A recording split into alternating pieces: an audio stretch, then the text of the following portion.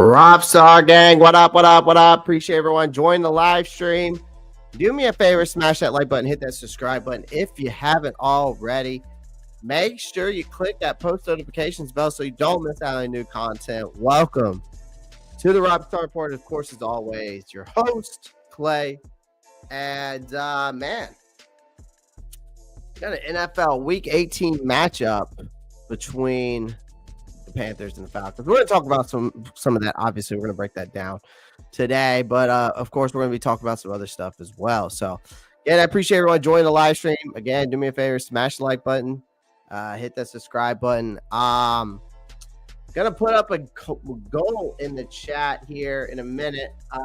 Definitely looking to get some super chats done today, because I'm gonna do a major giveaway. We're gonna do this for like the next. I'm gonna set this thing for the next hour, and we're gonna do a major giveaway for the end of the year. But we gotta hit the super chat goal. So I'm gonna put up share how you'll celebrate major giveaway for you guys. And I'll tell you what that major giveaway is if we hit the goal. All right. So we're going to start the goal and you'll see it come up, goal created. So you'll be able to see the goal. We also got a nice poll question of the day. Has Bryce proved that he is the Panthers franchise quarterback? We'll definitely dive into that. If you don't see the poll, that's because you're on a different platform. If you want to see the poll questions, you want to see the chat, you want to get involved in the chat, make sure you come on the YouTube channel. That's the best way you can show your support here at the Ropp Report. So shout out to all you guys in the chat. Make sure you do me a favor again, share the live, make sure you hit that like, hit that subscribe button. As always, keep pounding. So hey, so let's get right into it, man. Let's get right into this. And first off, man, there's a lot of context going around for how this game's going to pan out, and I think that we've got a good breakdown. I think I've got a good breakdown for it for you guys. So before that, let me get into the chat. Say what's up, JP. Appreciate you joining, man. Of course, as we go throughout today's show, make sure you get in the comment section. Love to hear y'all's thoughts as we go throughout today's live stream. QP88, what's up, man? Appreciate you joining. Josh, what's up, man? Appreciate you joining. Panther Gal 73, appreciate you joining as well. Let's get into these Atlanta Falcons, man. That's the first thing that I want to bring up today is these Atlanta Falcons. And the reason why I want to get into them first is because you always need to know your opponent before we're going into this matchup. And this is an interesting matchup leading into this week 18 thing. Oh, JP kicking it off already. $2 donation. All right, he's kicking it off already, man. Appreciate that. Again, I really appreciate that. Let's see if we can get another one. Yeah, let's see if we can get another one. Appreciate that, JP. Shout out to you in the chat already. Appreciate that. I'm gonna hit you with that. And that's the bottom line, because Stone Cold said so. Oh yeah, he's starting it off right. JP is. All right, so JP is starting it off right for us with that $2. Shout out to King JP. All right, so let's get into these Atlanta Falcons, man. And there's a lot on the line for the Atlanta Falcons. They have more to play for than we do. They have obviously playoff implications involved in this matchup, right? We got Panther Gal coming in with that $2 dono. Shout out to her dropping that. Bing bong, bing bong. Bing bong. All right, appreciate that. What's crazy about this Atlanta Falcons team is, hold on, give me a second here. I got to pull this up. Why does this look different compared to what PFF has had and the new PFF looks like? I'm in okay. Here we go. Let's get in here real quick. All right. Appreciate laugh out loud. All right, hold on. I'm going to move to the side here.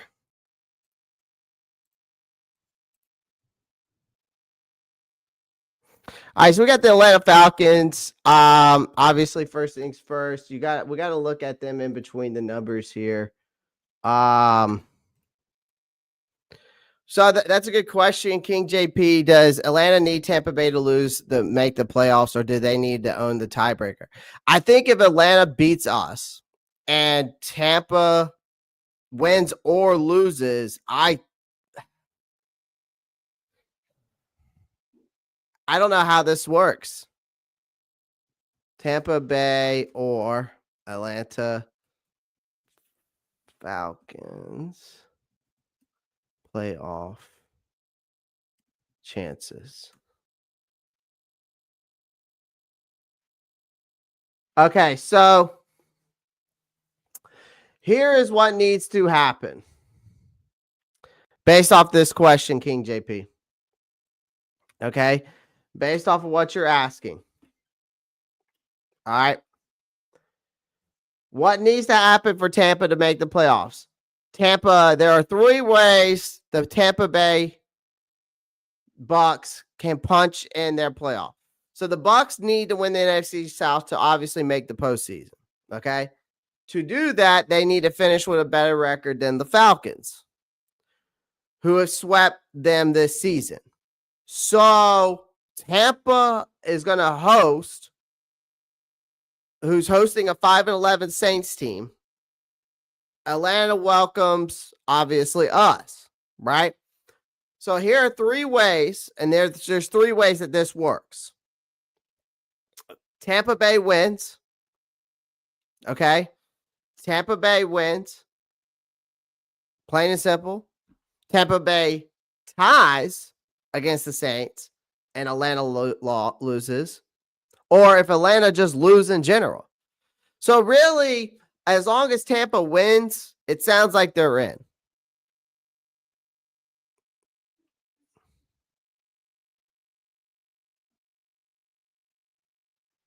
It sounds like they're in. So it does not matter for the Atlanta. So Tampa has to have a better record than the Falcons at the end of the day, which they're 9-8, or they're 8-8, and Tampa is 9-7 as of right now. Yeah. So that's how it works. All right. So that's how it works. So the Atlanta Falcons, NFC South, they're 8-8. They are 4th in overall based off PFF records. Their offense is 3rd overall based off of PFF records. They're 12th on defense and 25th on special teams. All right. ATL always appreciate you clearing that up. Yes. Yeah, the Falcons have to win. The Bucks need to lose for the Falcons to take the division, right? Falcons beat Tampa, so Falcons need to lose to miss with Tampa Bay winning, or just win. They're in. Falcons have the tiebreaker. Yeah. So again, I don't see the Falcons. I mean, listen, we'll dive more into the Falcons winning case scenario between us and all that. But again, we are, as a team, are stumbling into Mercedes-Benz Stadium, right? While the Panthers are, obviously they're out of it. And then you got the Falcons, who are hunting down that NFC South title. They're in a death match with the Buccaneers, right? We just broke that down, right? The Bucks need to win, can just win, they're in. The Bucks can tie and Atlanta loses and they're in, or if just Atlanta loses, it doesn't matter. Either way, Tampa Bay just needs to finish a better record than Atlanta. So they're basically in. But if Atlanta wins, and Tampa, I think if Tampa wins, I still think Tampa gets in, even though Atlanta holds the tiebreaker. I think it's because Tampa finishes with a better record, so they're still in. It's so confusing during this time of the year. But I want to talk about their roster real quick, and I want to bring up Michael Penix. That's the first guy I want to talk about when we talk about the Atlanta Falcons. Because it's not Kirk Cousins anymore, right? It's not Kirk Cousins anymore. He is a total different breed now. They finally grew a backbone, and they sent Kirk Cousins packing. I mean, Atlanta had been clinging to Cousins like a bad habit. It came to a merciful end after he subjected fans to a 5-19 snooze fest against the Raiders. The Cousins experience ended with 16 touchdowns to 18 interceptions, and he was sacked 28 times.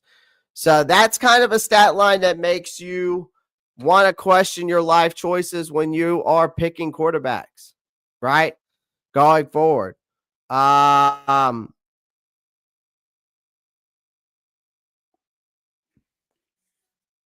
my God. Mad chatter. Joe McCarthy? Who is Joe McCarthy? I don't know who that is. At first for Joe McCarthy, who's Joe McCarthy?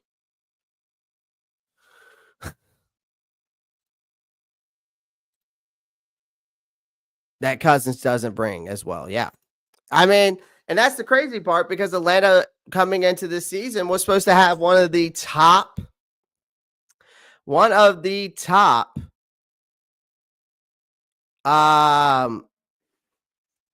offensive lines when you look at them on paper, right?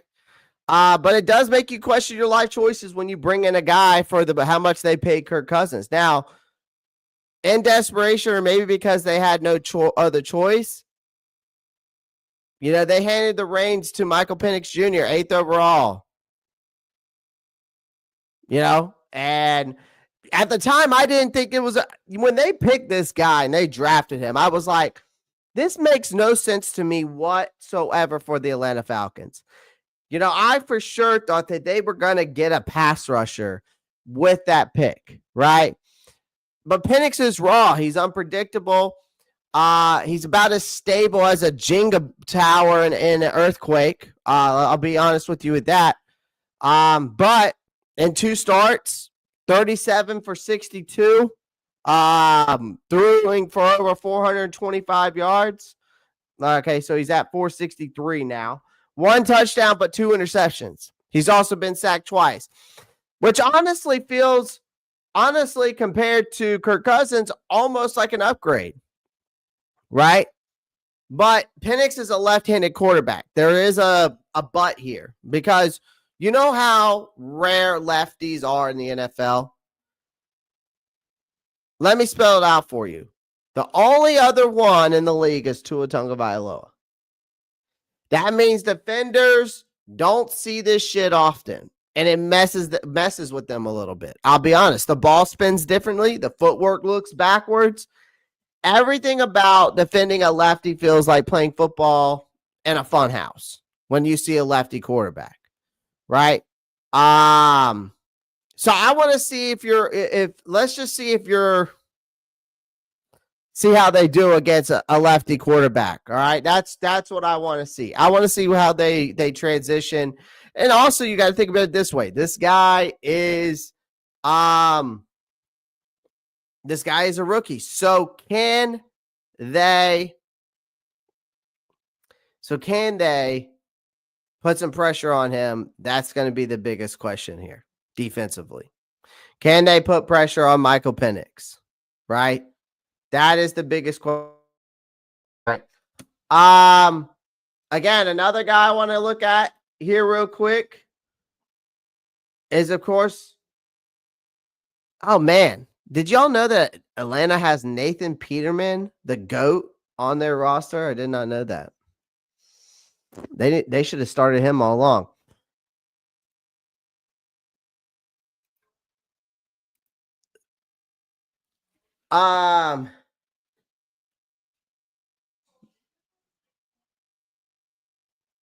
Bijan, I think, is the biggest snub of the Pro Bowl. That's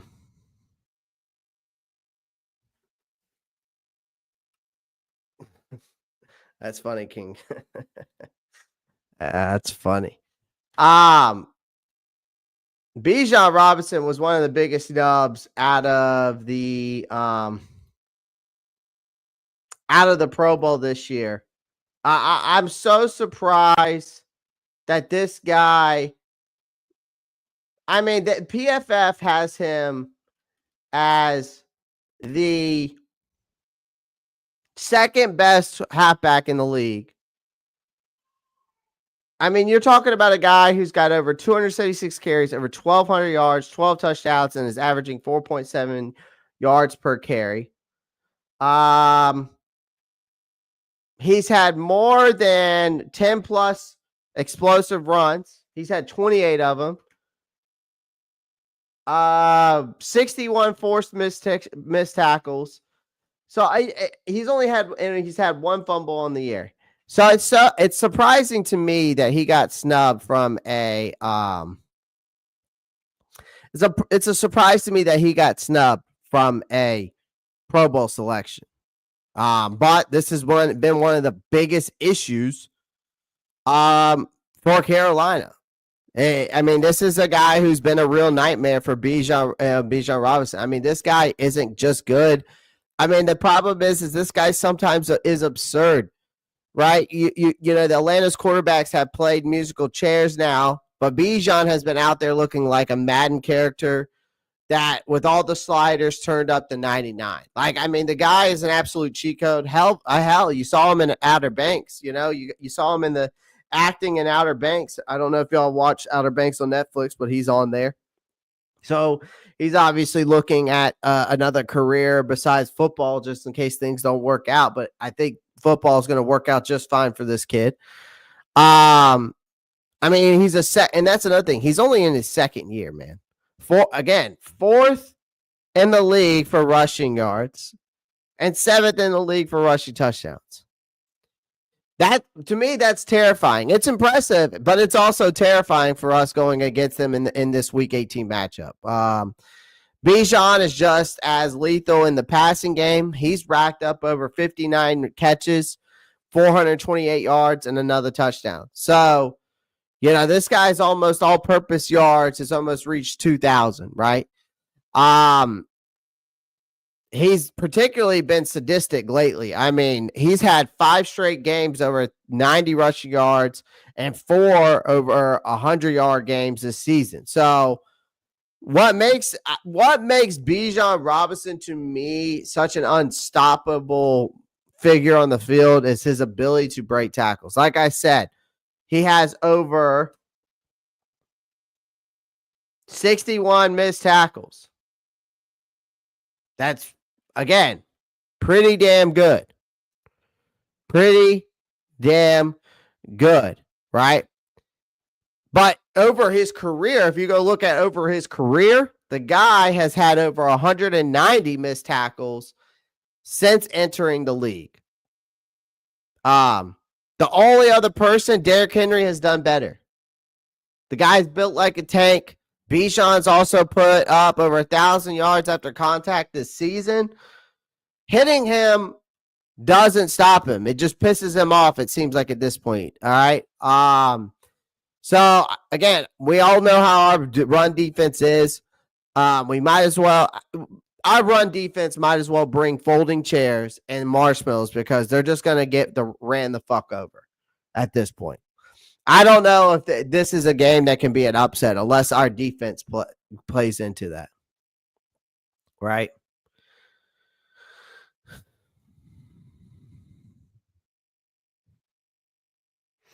JJ in Carolina is a starter, not a backup. Many would be wise to re-sign Darnold as a bridge and prep JJ for the future.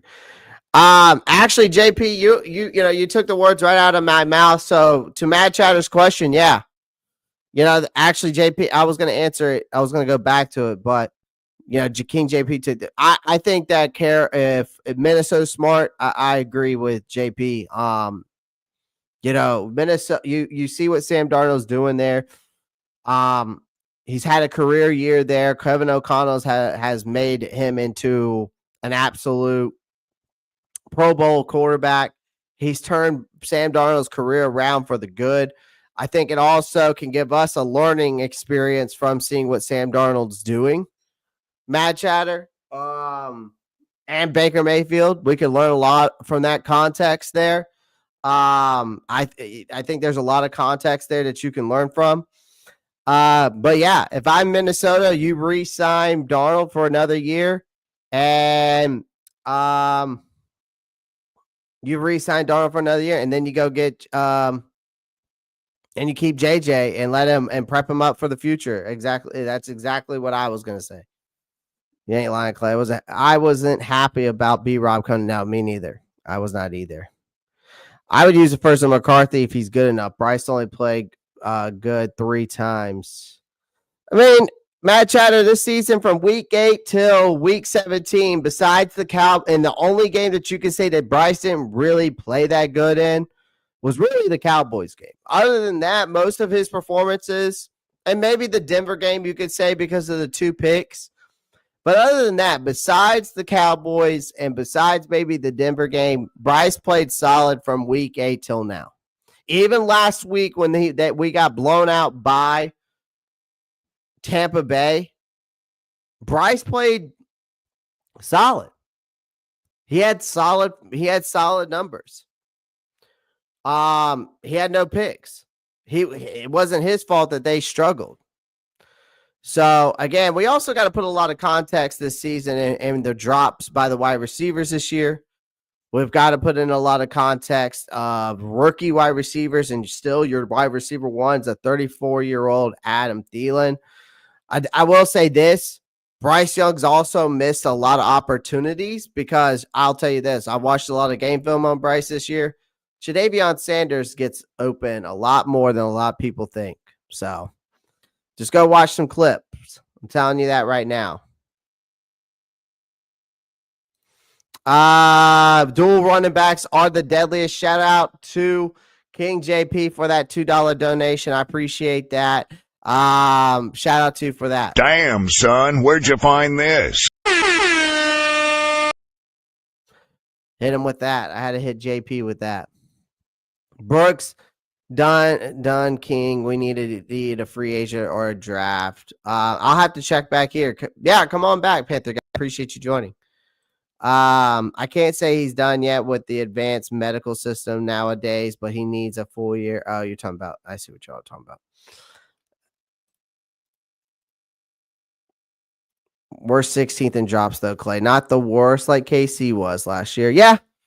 I mean, we're not the worst. I'm not saying that, JP, but we also have to consider the fact of the 8 balls that were dropped by Leggett, or, and we have to put things into context before we just shift our focus on other things. I think that's a lot of issues that we have when it comes to this team and Bryce Young, right? I think you got to put a lot of context in everything. It's just like I said, I think you can learn a lot from the Sam Darnold and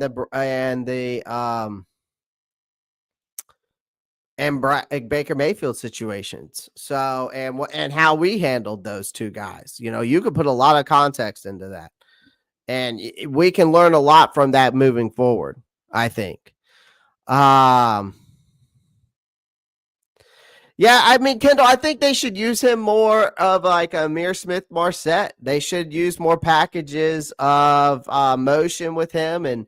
But, Thielen's the slot guy. Tompkins is more of a slot guy. So, I mean, again, maybe down the line, but, Thielen is Mr. Reliable. So, that they didn't shift him. They didn't shift Tompkins. They didn't probably know where to shift Tompkins as much. But, and also David Moore was getting more burn because David Moore was just putting up numbers, and you don't want to fix what's not broke. But again, there's a lot of context into that too. Tompkins could be a guy that excels. We'll see. Yeah, just give Bryce some legitimate receiving weapons, and he'll cook. Yeah, I think he needs a legitimate one. I want to see Bryce with the actual legitimate one, and I want to see how things turn out. I really do. I want to see him. JP says Baker had the physical attributes to succeed in the pros. the pro game, though, Bryce came in with that disadvantage, unfortunately. Fair. Yeah, you can say the physical attributes in the pro game, though, are far beyond Bryce. I wouldn't say it's far beyond, but that's where Bryce lacks, right? In the physical size, right? But Bryce, I think that Bryce is now, after what we've seen, is progressing in the right direction, right? We've seen him transform and being able to make throws under pressure, stay poised in the pocket, be confident. And I think that a lot of that success has to become from Dave Canales, and I think Dave Canales deserves a lot of that credit there. I think, and that's why we've seen the transformation in Bryce, which I've made a short about. I think if we want to see the maximum potential out of Bryce Young, you have to keep Dave Canales. I think Dave Canales deserves that much respect after what we've seen him being able to do with Bryce. Again, it hasn't translated to winning games because this team has more holes than people actually realize. But again, I don't disagree with the physical attributes. Anthony Brown says, "What's up? What's up, Anthony? Appreciate you joining."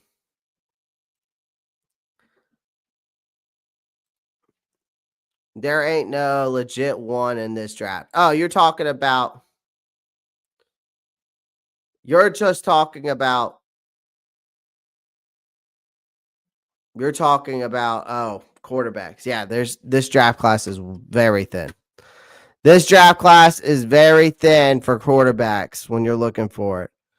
Now let's go look at this Atlanta Falcons defense for a second, man. I'm gonna pull up their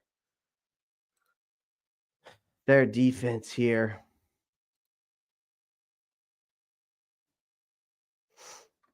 When we look at the defense, let's see here. When we look at the defensive measurements for this is based off PFF here. Team rank, their defensive rankings 19th. And the reason why the Falcons defense is ranked 19th, except they got them here in 12th. But the reason, let's go look at their defensive rankings. Atlanta Falcons defensive rankings. Okay.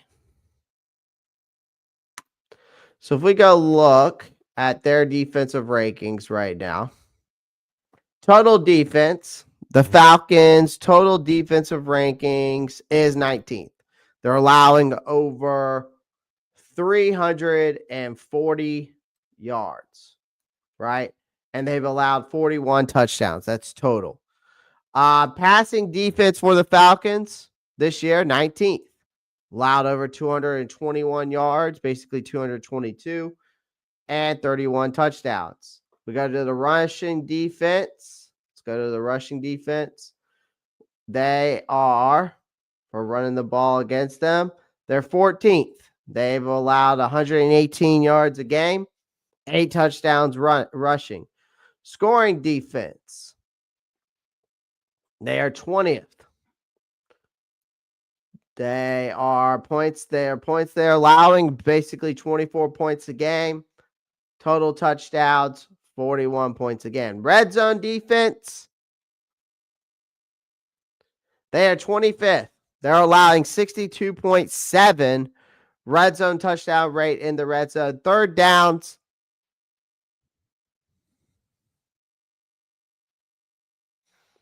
they are 30th. 44.5% of third downs allowed. So, defensively, again, they're 19th overall, allowing 340 yards a game, and basically they have 41 touchdowns allowed this season. Okay? Kendall, I think it's going to depend on. I think Ejiro Evero is one of them. Getting the axe, I don't know. Him maybe just moving on could be a possibility. But anybody getting an axe, I'm not too sure. I'm not too sure if anybody gets fired. The only one I could anticipate right now is Ejiro Evero. That's the only one I can anticipate. Right? But when we look at the Atlanta Falcons, man, again, they are 19th in total defense. Okay? So, to which tells me that the Falcons defense is like a box of chocolates. Except instead of sweet surprises, you get a mixed bag. You get a mixed box. Right? 1 minute you get a mix of greatness and talent, and then sometimes you get that soul-crushing failure. Right?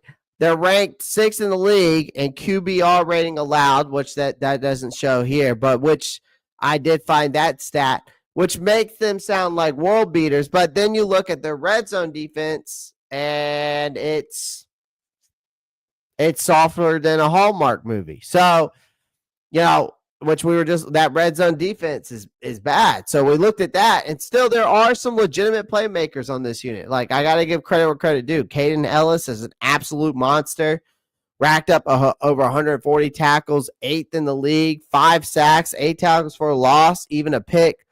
He's the kind of guy that you cannot sleep on, right? And then there's Jesse Bates, who's been a thorn in the side of offenses all season. He's tied for the team lead with 10 passes defended. He's got 97 tackles to go along with that.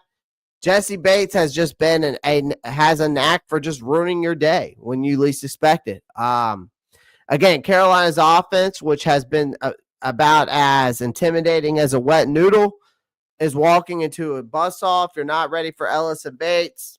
It's going to get ugly fast, man. Again, so Penix, Bijan, and then you've got the defense. The Falcons, I don't think, are going to make the playoffs. No matter what happens, they win or lose this game. They're not a Super Bowl contender. I don't think the NFL wants to see them in the playoffs.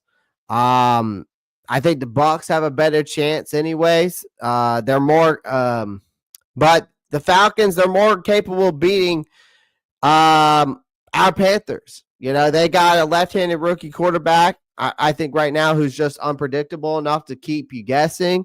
You got a running back who plays like he's using a game shark, and a defense that can ruin your day in a blink of an eye. So, which their defense has stepped up as time has gone on throughout the season. The first 6 to 8 weeks, this defense started off slow, but definitely started picking it up. But Kirk Cousins was folding like a cheap tent, man, and it was tough to see. This game for us, though, is about pride. Whatever the hell that means at this point, for Atlanta, it's a chance to keep the playoff hopes alive for them, right? And we'll dive into my key matchups, keys to victory, and we'll also talk about the Carolina Panthers here shortly. But first things first, I want to give a shout out to everybody in the chat. Again, do me a favor, make sure you smash that like button, hit that subscribe button if you haven't already. Make sure you click that post notifications bell so you don't miss out on any new content. And of course, make sure you share the live with your friends and family. And if you're also on other platforms, whether it's Twitch or Twitter, make sure you come on over to the YouTube channel. That's the best way you can show your love and support to the Ropp Star Report. All right, let's get into our beloved Carolina Panthers, though, man. Let's get into our beloved Carolina Panthers. The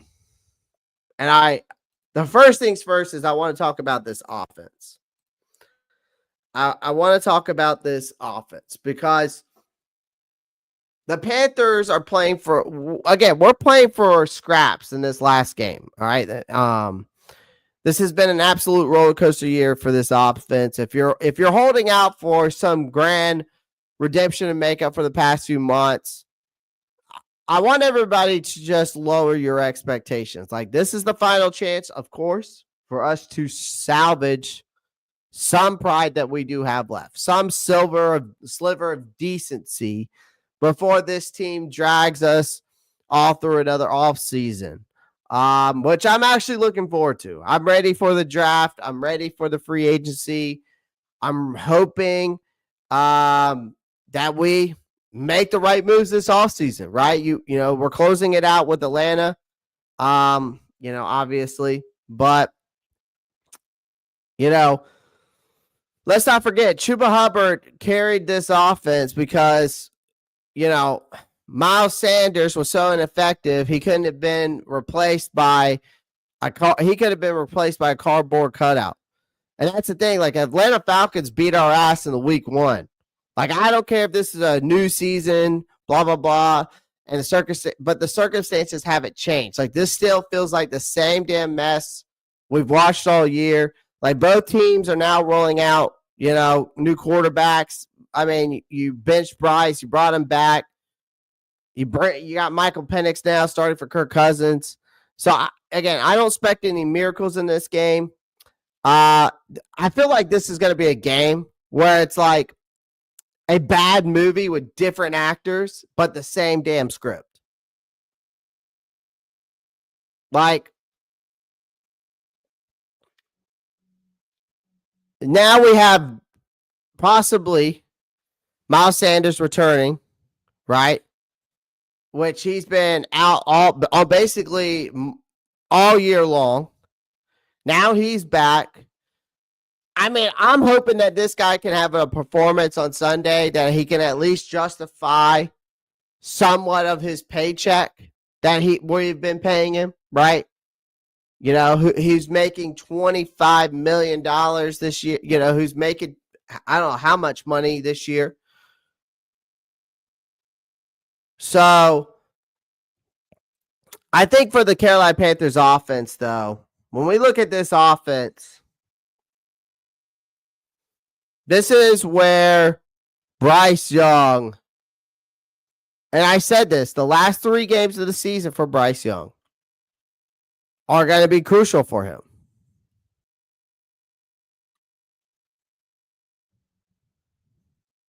I said that. I said that Bryce Young, these last 3 games are going to be crucial for him. He's going to have to, and I said that the Cardinals, the Bucks, this game is going to be crucial for Bryce Young going forward and going into next year. Right? So, for me, I think for this defense, or for this offense, sorry, Bryce Young's going to have to protect the football. But I think this offensive line needs to do better by protecting Bryce Young in this game. Last week, they were 24th, I think, in the league, 25th in the league for pressures allowed this season. Or not this season, but for that week. So week 17, they allowed they were 24th on pressures allowed, which they have been ranking in the top 10 every week, it seemed like, on pressures allowed, which they've done pretty well up until that blowout against the Cowboys. And then, of course, Tampa Bay wasn't their best performances. Those 2 games were not very good for the offensive line. But Bryce Young has to protect the ball, of course. But, they've got to protect Bryce, right? Bryce needs the time to make the throws. The offensive line has, again, we've seen progress, but I cannot see a same repeat of the disaster we saw in week 1, right? Atlanta, for some reason, has been able to feast on Bryce Young since he's gotten here, right? They've recorded 3 or more sacks in each of their last 5 games, which is a major problem. That's why I brought up Caden Ellis. You still got Matthew Judon, right? You got Grady Jarrett. You got all these guys that Atlanta has that can disrupt your quarterback, right? Which is surprising that they have not been up to par until later on this year. But Bryce has got to, of course, continue to show confidence, show poise in the pocket, and not fold under pressure, which he has done very well. Even in that blowout against Tampa Bay, he did well. But the offensive line has to protect him. Obviously, with the injury report coming out, we've got guys out in this game. I'm pretty sure Taylor Moton is out of this game, which means Josh Neishman will be starting. If I'm not mistaken, I don't know if that has been confirmed yet or not. I think Taylor Moton is questionable as of right now, but they have not announced if he's complete. Okay, so he has not been completely out yet. So I kind of hope we just lose this weekend for the draft pick reasons. Usually I ain't like that, but I want Carter or I know who you want. You either want Carter or Graham. Just go ahead and say 0 to hero. Canales needs to get the running backs more involved in receiving. I like some of the direct passes to the running backs, not just check downs. Yeah, I think another thing is, JP, I want to see him get the tight ends more involved. For me, I want to see the tight ends more involved. I want to see Jadavion Sanders and Tommy Tremble get more involved. I've seen it on tape. I've seen it on tape. Jadavion Sanders gets open more often than not. It's very surprising that they don't use him more.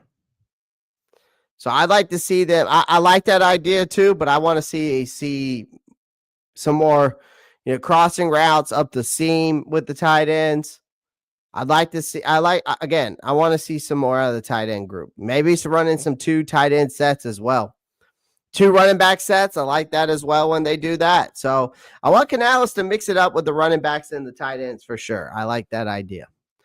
What I want with the first pick will never happen. Josh, I think I know who you want. I want Travis, but that ain't happening. Did you see most teams have Sanders going in the second? Now, side note.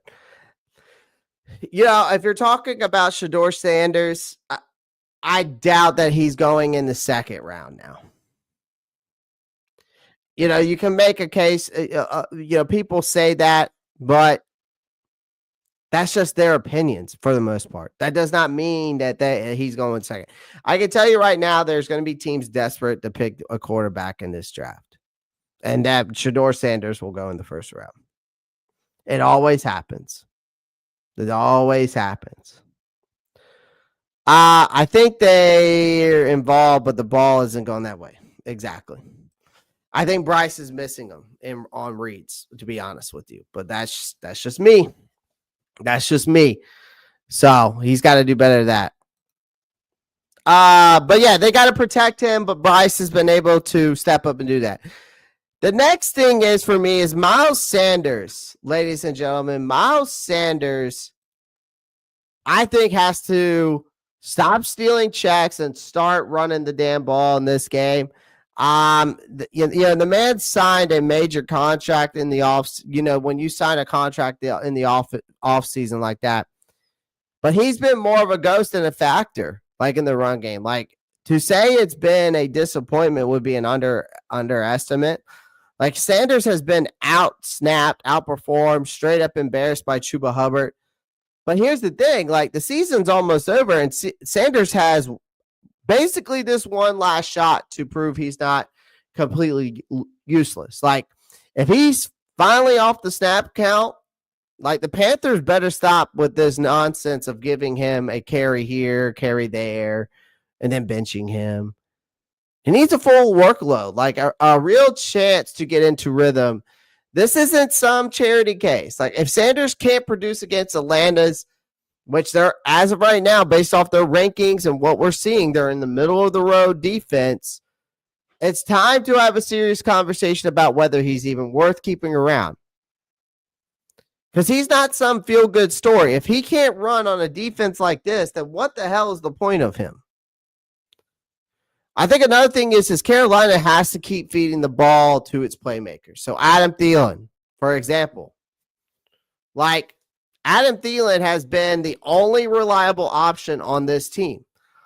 The guy has been a steady target all year. He's hauling in 5 or more catches in each of his last 5 games since he's came back.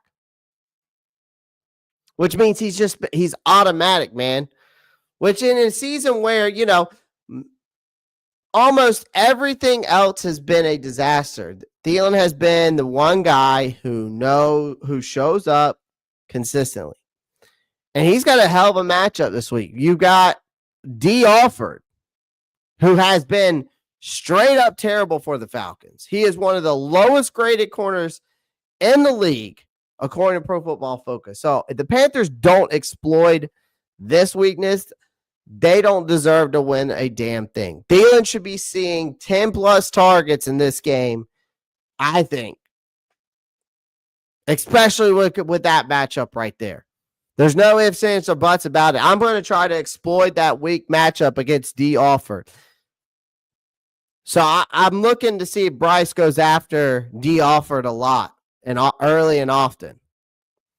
I think you got to take advantage of D. Alford off of the Falcons team.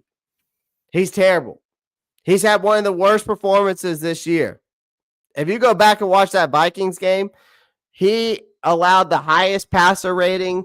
He allowed the highest catch in yards on a corner this year. Like it was bad. D. Alford is trash. And I can tell you right now, Atlanta Falcons fans would love to get rid of him. So on offense, protect Bryce. Bryce take care of the football. Plain and simple. And Miles Sanders, you need to have a career game. And Thielen, feed him early and often, especially exploiting a weak matchup. Again, like I said, give Bryce time to throw. Get something out of Miles Sanders for the first time in 16 weeks. And make sure Adam Thielen eats all game long. They might leave Atlanta with a W with that offense. Let's see, but I just want to see if this team's going to come out flat or unprepared. So we'll see.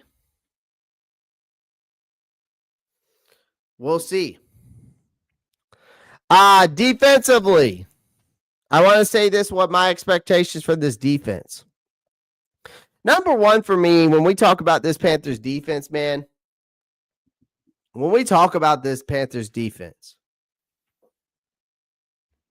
the number one thing for me week in and week out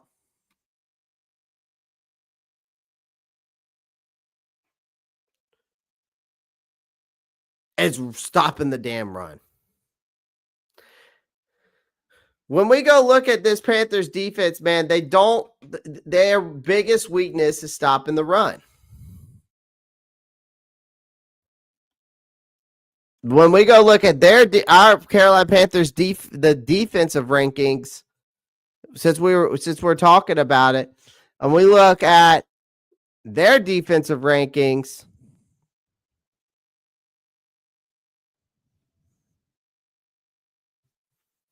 look at this. 32nd. Look at that. 32nd. We allowed the most yards per game. We allowed the most yards per game of 396.3 yards. And we've allowed 56 touchdowns. Passing defense actually isn't half bad. We're actually 16th in the league. We're only allowing 219 yards off of 33 touchdowns. Okay. Run defense. Just go ahead and go dead last. 32nd in the NFL, allowing 176.9 rushing yards and 21 touchdowns. So the Carolina Panthers have to stop the damn run in this one. That is key to this defense. They have got to stop the damn run. That is huge against the Atlanta Falcons, man. Like their run defense has been nothing short of a disaster. And honestly, you call it bad, doesn't even do it justice because it's been downright embarrassing since we watched it from day one. They couldn't stop a high school running back. Let's be honest. And you think they're going to try to come out here and upset the Falcons? Let alone Bijan Robinson? Or even an NFL caliber quarterback, running back in general. Like the Panthers have gave up over 200 rushing yards to the Tampa Bay Buccaneers. The same Bucs who have been Buccaneers who, even though they're winning this division, they haven't been the most consistent team all season. Like that's the kind of thing that makes you wonder if this defensive line even knows what it's supposed to do. Like, they're staring down the barrel of Bijan Robinson, and you got Tyler Algier, which I didn't even mention when I was breaking down the Falcons. They do have two of the most dynamic runners, dangerous running backs in the league, which I think Raheem Morris and their offensive coordinator need to have a talk because they don't use them the way that they should be. But the last time these two, we faced the Falcons, they ran all over us, eating up yards like it was a Sunday picnic. Like there's no reason to believe they won't do the same thing this time around. The situation's even worse because you got Josie Jewell, one of the few guys on defense who actually knows how to tackle. Again, he's likely out once again. That means that the Panthers are going to be thinner in the middle of the field once again. That's even worse because the last time we also played, when we also played the Atlanta Falcons, we had our linebackers going one-on-one with Drake London. If you got to watch the game film, Trevin Wallace was going one-on-one with Drake London. So it is not only just the run game, it's the adjustments by Evero he's going to have to make sure that these middle of the field linebackers, because we don't have Trevor Wallace, you don't have Shaq Thompson, and you don't have Josie Jewell in the middle of the field. If we can't get this figured out, I know this is the last game of the season, but again, you better get your shit together. And I think Evero has to get his shit together if he wants to be on any team next year. I don't think it's just the Carolina Panthers. I don't know if anybody's really going to hire Evero next year because of this season and how bad it's been. Is Evero really to blame? I told y'all, I don't think it's all in Evero. I think injuries and a depleted defense in that department. You got a lot of injuries, but you also lost a lot of guys this past offseason.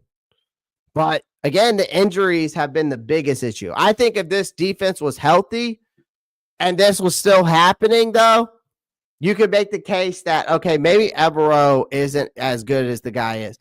But the lack of adjustments and the of this defensive personnel has been the biggest issue for me with Evero. But you've got to learn, these guys have to learn at the NFL level how to stack the box correctly, clog every gap. When we go in these games, these last couple games, I've just been praying to God that they'll listen to any of that, because we're going to get carved up by this Atlanta Falcons run game. I mean, we could be looking at a repeat of the previous disaster of another 200-yard performance. And if that happens, this game's going to be over no matter what happens on offense. even if Bryce has a great game, it won't matter.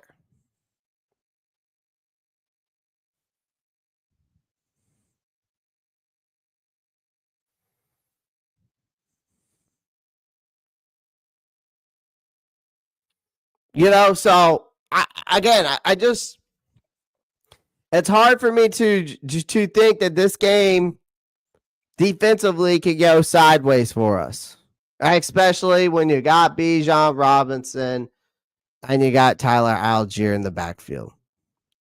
But the biggest thing is that's the number one key for them to win this game is that you have to stop the run. You've got to force Michael Penix to beat you with his arm. And that would be my next thing. Force Michael Penix to prove he's got it. The Falcons have made the decision to bench Kirk Cousins. Right? And now but the rookie has had his shot at leading this offense. And let's just say he's been okay. He's not great. I mean, first 2 starts, has over 463 yards. He's got a touchdown, 2 interceptions. Definitely shown some flashes of talent for sure. But more often than not, he's looked like exactly what he is, and that's a rookie quarterback. But he still has a hell of a lot to learn. But this is the Panthers' opportunity. The key here is to sell out to stop the run, right? And force Penix, like I said, to beat you with his arm. And again, if Carolina can't stop the run, it's already game over. Like I said, if they make Penix drop back to pass, they need to make his life a miserable hell. It's simple. They need to blitz a lot in this game. And I think they need to do it from every angle. Because then you can confuse the hell out of him with some disguise coverages, put him under constant pressure.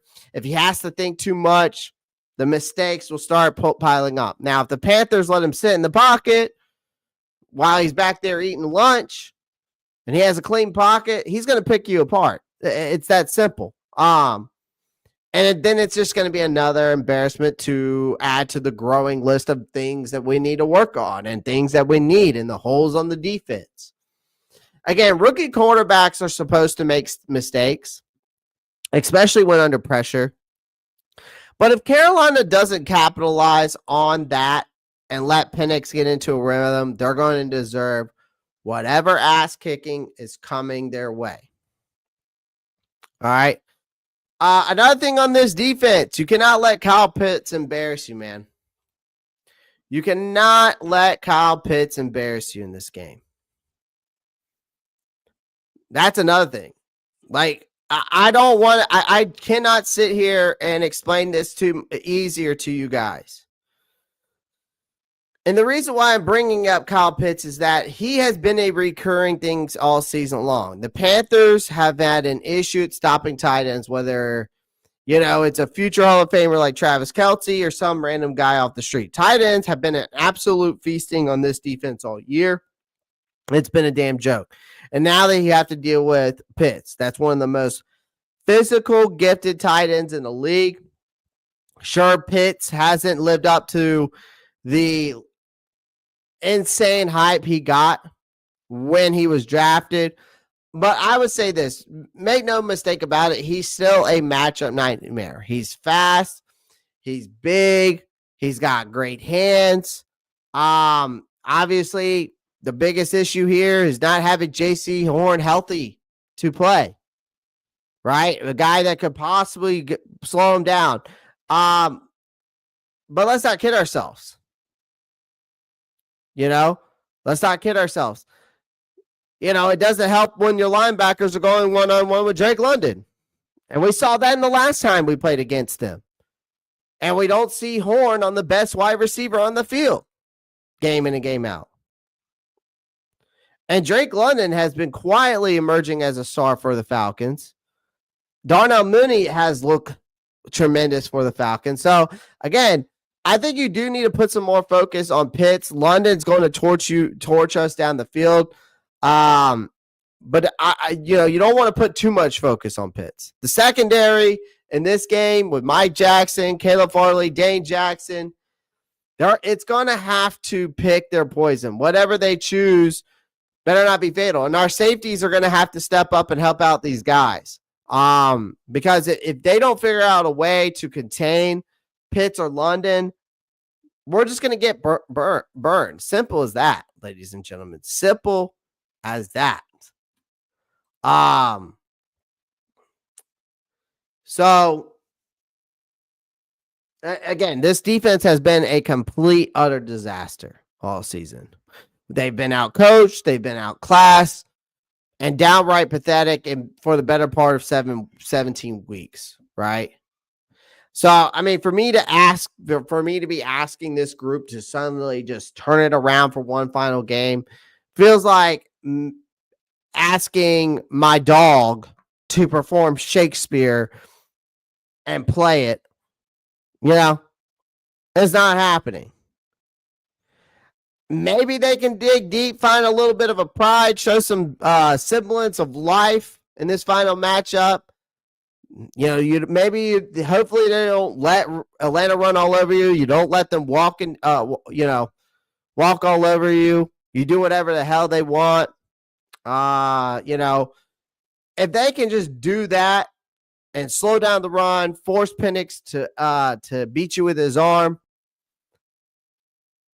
I think those two things right now speak for itself. And then maybe you won't get out there and you don't get embarrassed the final game of the season, right?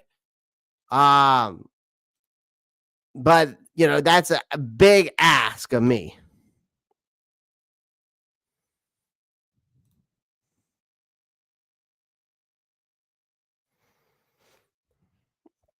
Well, we're talking about it right now. I'll tell you this, Antonio, and I appreciate you coming in. It's a great question. Again, like I said, I gave you my keys to victory. Bryce, the offensive line's got to give Bryce time to throw, which, again, it's not like they haven't done that well enough all season. But Bryce has also got to take care of the football, continue to do that, which he has. Again, Miles Sanders needs to have a game. You get Adam Thielen the damn ball because that's a matchup against D. Alford that I like a lot. Again, you got to think about it this way. It's Bijan Robinson versus our run defense in the key matchups. You got Penix versus our secondary in key matchups. And you got Kyle Pitts and Drake London versus our defensive backs. Those are my key matchups. So, to your question, do I think that we can win this game tomorrow? Do I think we can win this game? I think it comes down to the fact of that any given Sunday applies. It always does. I think the Falcons are just a better team than we are. They've got more of a complete roster. And they have something to actually play for, right? They're just trying to get through. I want to just try to get through this game without getting embarrassed, right? Especially with our run defense and going up against Bijan Robinson and Algier. It's mainly the defense that I am more worried about. I think the offense it can do what it needs to do. We've seen that. We saw that even in the Tampa Bay game. It wasn't our offense that was the problem. It was our defense more than anything. So could Carolina pull off an upset? Sure. If Bryce Young has a magical day, the offensive line takes some pressure off of him. They get a Miles Sanders, like I said, in the key matchups and the keys to victory. You know, Miles Sanders shows us a little bit of why we signed him and the reasons why we signed him, right? You exploit the weakness in the matchups. That's why I was saying Thielen against D. Alford. I like that matchup a lot. You know, and you can slow down the run game of the Atlanta Falcons and you force the ball in Michael Penix to beat you with his arms. But then that means our defensive backs have to step up. through the air against guys like Drake London, Kyle Pitts, Darnell Mooney. I feel like I'm asking a lot here from this team for Carolina to win this game. I think this is a game, again, this is a game more for pride for us. Do I think that we can win this game? Sure, any given Sunday. Do I think they will win this game? No. I think Carolina loses this game.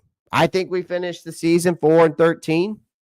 I think that I think it's going to be closer than what people think. I do think that. I don't think the Falcons are just going to blow us out. And so I think it's going to be, I'm going to say it's 31.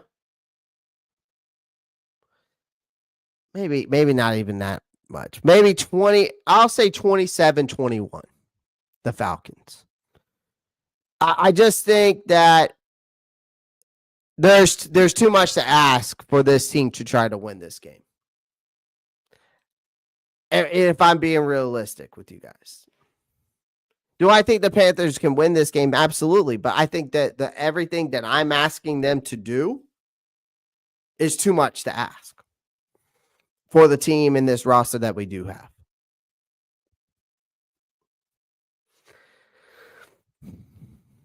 I think the offense isn't the biggest. The offense isn't the issue here for me. It's the defense.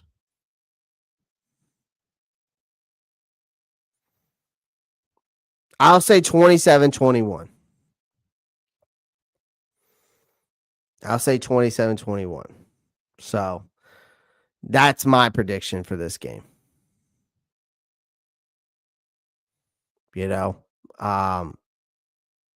Again, we'll finish out the year.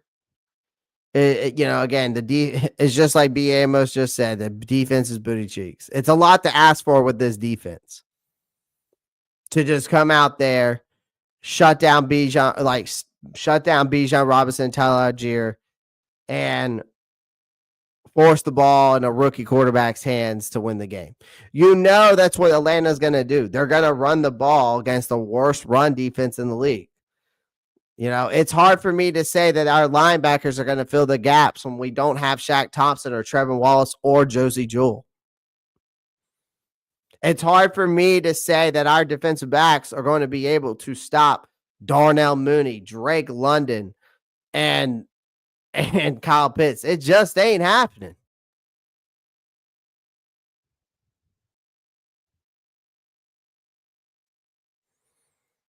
It's just not happening. I think it's going to be competitive. I think it's going to be a lot more competitive than what people think. But I think it's going to be 27-21. But the defense is just too depleted, man. With injuries, with practice squad players playing. You got your best players out for the remainder of the year.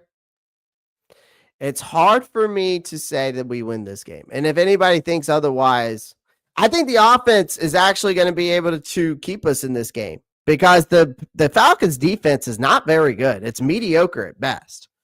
But again, I just don't think defensively we can keep up with their offense. And that's the biggest thing for me.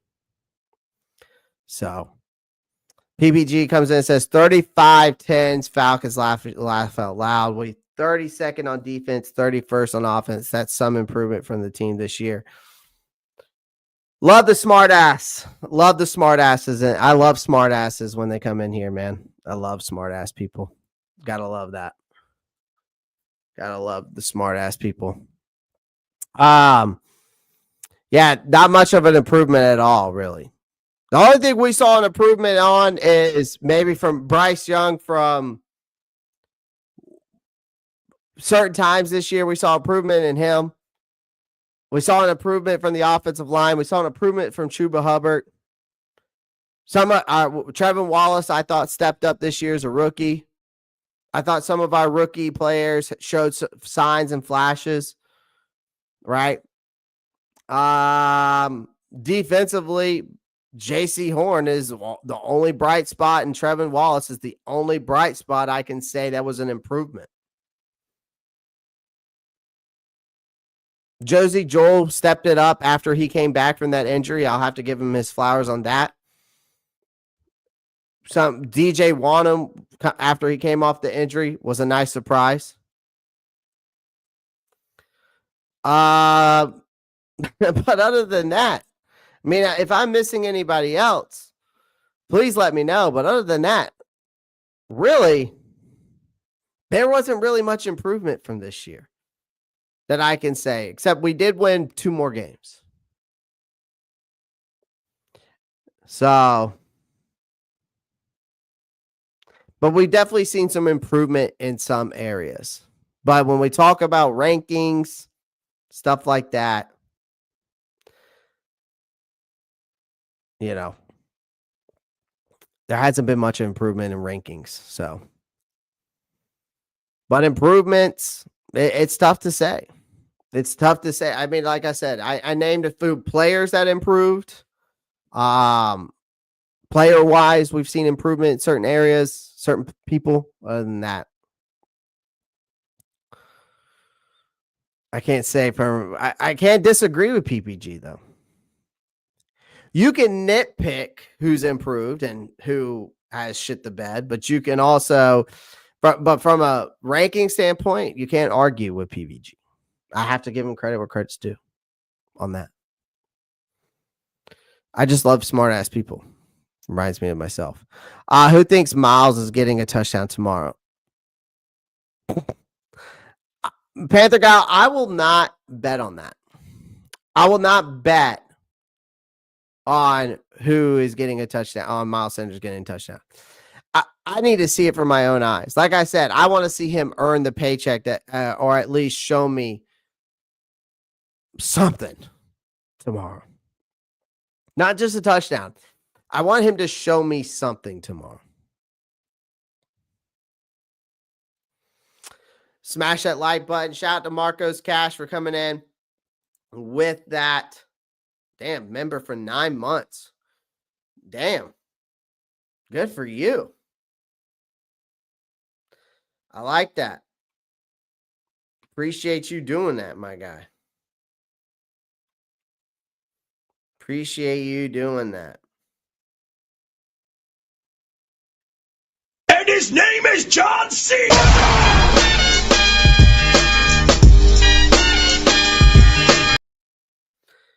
I hit you with the John Cena. I hit you with the John Cena. Seen some improvement, but I watched the games, not just throw up rankings. Nah, Rob, we ain't winning unless we score touchdowns every drive and get the ball last. I think, again, it's too much to ask for this team to win this game, man. It's too much to ask for this team to win this game. I think it'll be I'm asking just for a competitive showing. I do not want to get blown out the last game of the season. But, you know.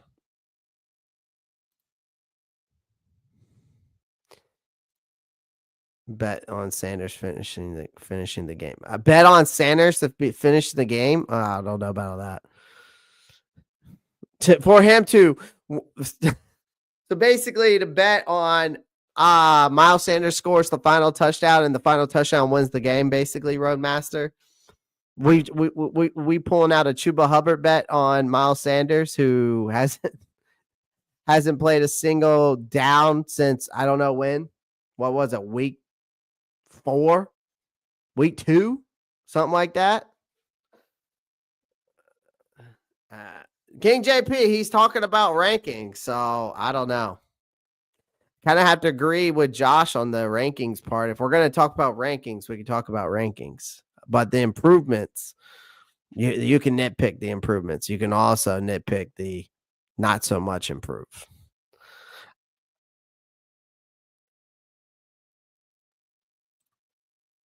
Mock draft today, Rob? Probably not.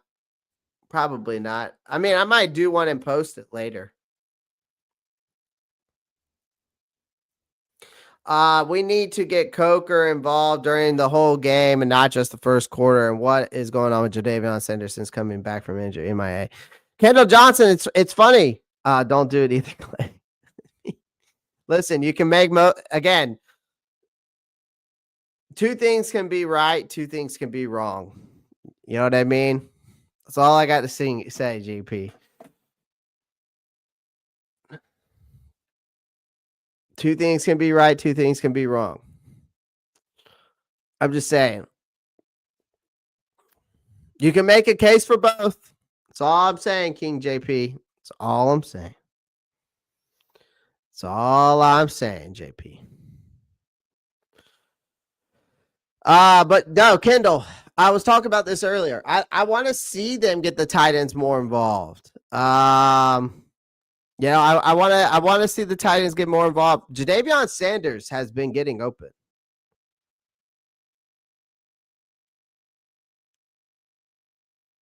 Right? He's been getting open. Bryce just hasn't been throwing it his way. And so that's why I'm saying I want to see Dave Canales get the tight ends more involved for this. I really do. I want to see them get more involved. But they just haven't. I mean, Jadavion Sanders gets open. When you watch tape of this team on the offensive side of the ball, he gets open a lot more than people think. He gets open a lot more than people think. It's just the ball ain't going his way.